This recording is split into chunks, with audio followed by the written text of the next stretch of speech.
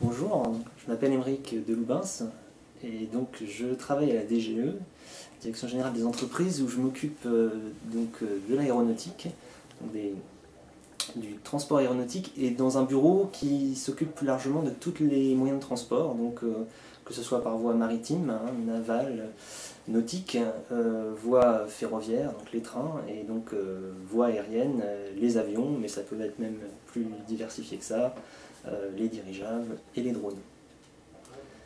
Je vais vous présenter en quelques mots la solution transport de demain de la Nouvelle-France industrielle.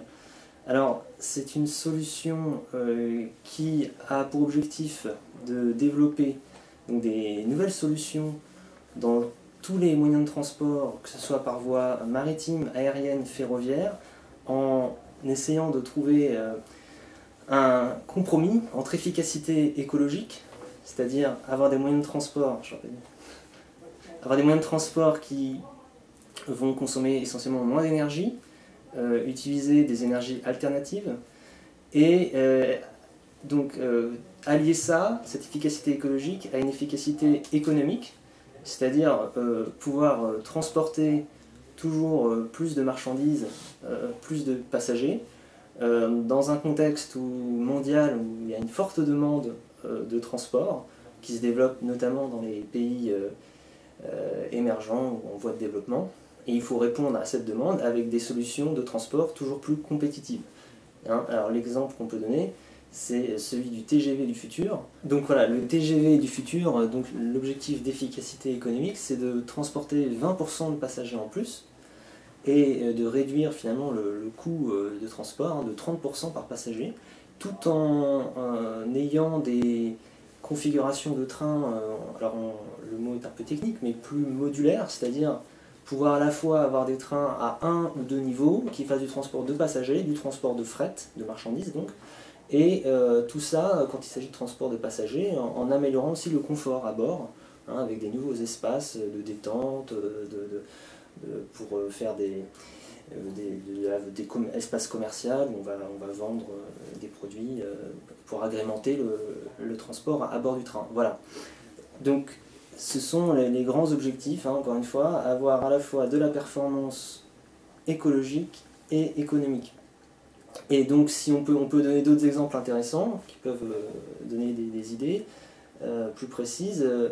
Dans le domaine du maritime, l'idée du navire écologique, ça peut être par exemple d'utiliser la propulsion vélique. Alors vélique, ça veut dire en utilisant la force du vent. C'est-à-dire qu'on va utiliser une aile volante, un cerf-volant, qui va venir apporter un complément de propulsion pour le navire et amener une réduction de la consommation qui est du fuel lourd, des choses un petit peu polluantes.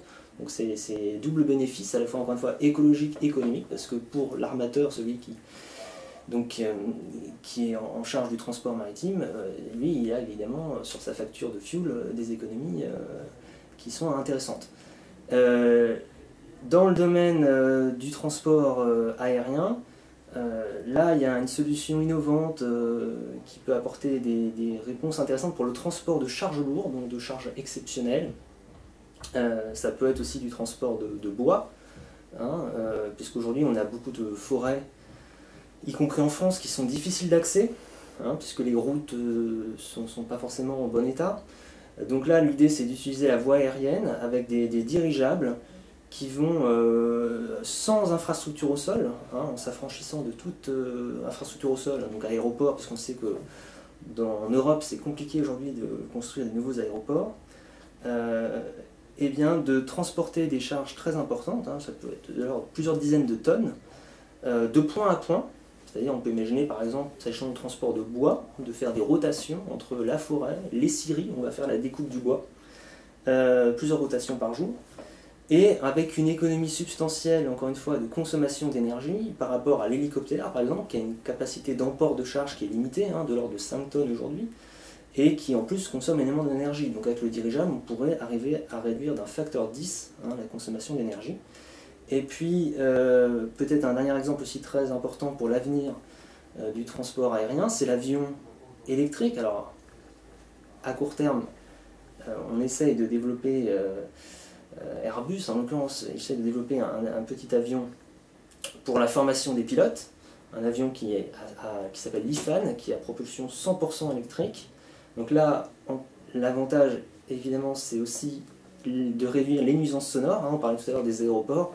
Sur les aérodromes où sont formés les élèves pilotes, il y a beaucoup de nuisances sonores qui sont créées, puisque pour apprendre à piloter, on fait d'abord des tours de piste, donc c'est très bruyant.